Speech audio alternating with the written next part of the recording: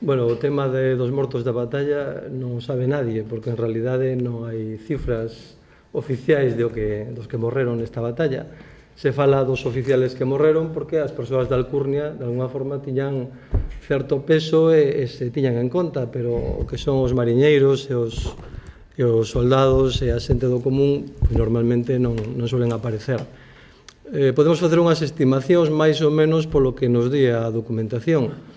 Os máis cercanos a unha cifra que máis ou menos podemos considerar son os ingleses, porque os ingleses desembarcan en Chapela, en Teix, non? Avanzan hacia Redondela, hai un combate e ali eles consideran que morren, e falo así, aproximadamente entre 30 e 40 soldados ingleses.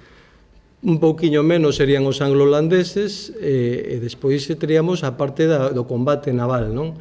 No combate naval, donde máis mariñeiros ingleses morren, é un buque que se chama Torbay, que se explota por culpa de un brulote, que é un navío incendiario, que se acerca a él, entonces o incendia, se produce unha explosión, e hai tamén varias cifras aí. Hai entre 50 que den unos hasta 150 que den outros, pero quizá a cifra máis cercana debe ser a do almirante da flota, Rooke, que dice precisamente 115.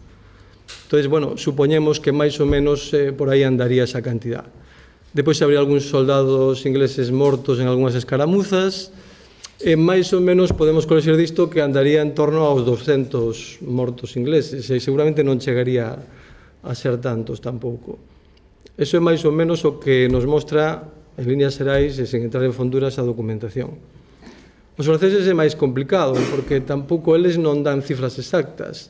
Parece que o máis fiable dos que estuveron dentro do reducto de Rande, do castelo de Rande, é que al final parece que morre que tamén é un pouco sorprendente. Teño visto desde que morreron 400 hasta que só morre o comandante francés do reducto de Rande porque fai unha salida e en ese momento lle pegan un tiro. O sea que é unha cousa extraña, pero a maior parte das fontes fiables falan de un solo morto aquí.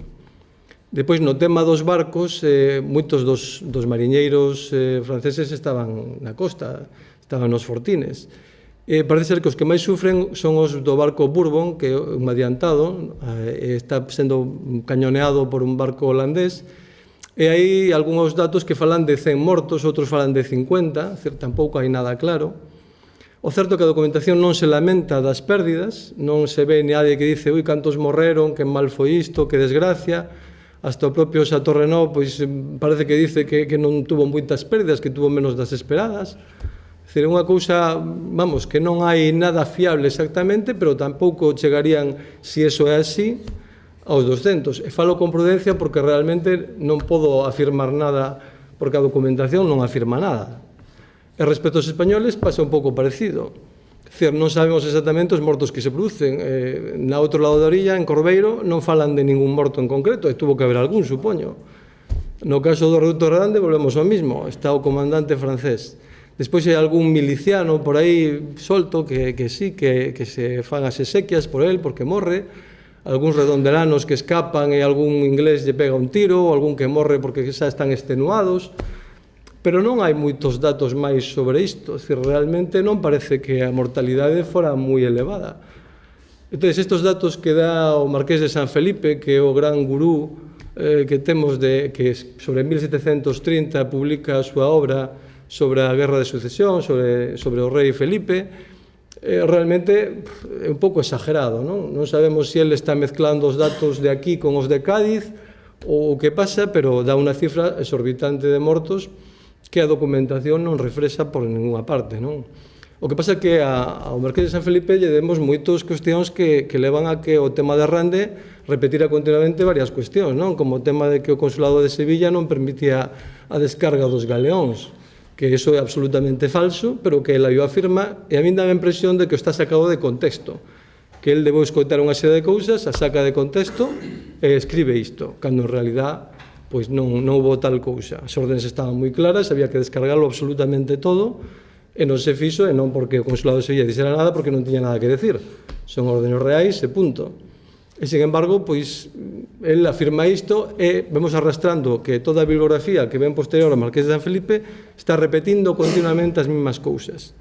e incluso plantea un combate naval no cal hai un enfrontamento corpo a corpo con camisas embreadas, o valor do capitán general, bueno, unha serie de cousas que a documentación directa, digamos, dos testigos da batalla, dos que participaron nela, non reflexa absolutamente para nada. Entón, este é un tema complicado. Ahora, de ninguna maneira, penso eu, esa cantidad de mortos que di San Felipe, non? Que há entre 800 por unha parte, 2000 por a outra, é dicir, imposible. Creo eu, vamos. Esa, digo, non hai lamentación ninguna, non se ve, hai feridos, sí, máis ou menos, sí, unha cantidad importante que se atenden en Pontevedra, depois en Santiago, onde se fan os alosamentos, pero non se ve por ningún lado unha lista de mortos, nin enterramentos colectivos, nin nada por estilo que nos leva a pensar unha cantidad enorme de mortos. Tamén estou con prudencia, é dicir, evidentemente son moitos mortos, non estou dicindo con isto que sean poucos, o digo en función da cantidade que nos plantea esa historiografía tradicional. E incluso encontrei algunha fonte holandesa que fala de 8.000, que de ninguna maneira, non hai nada diso. Entón, eu poñería que se chegaron a 500 xa serían moitos. E falo, repito, en comparación con esa cantidad que nos dan. Non dicindo que sean poucos porque son moitos mortos, a cousa é así, non? Pero non foi esa gran batalla naval como estamos acostumbrados a ver en plan película, non? En ese sentido.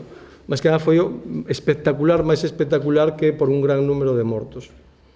Eso é un pouco o que teño aí visto. E supoño que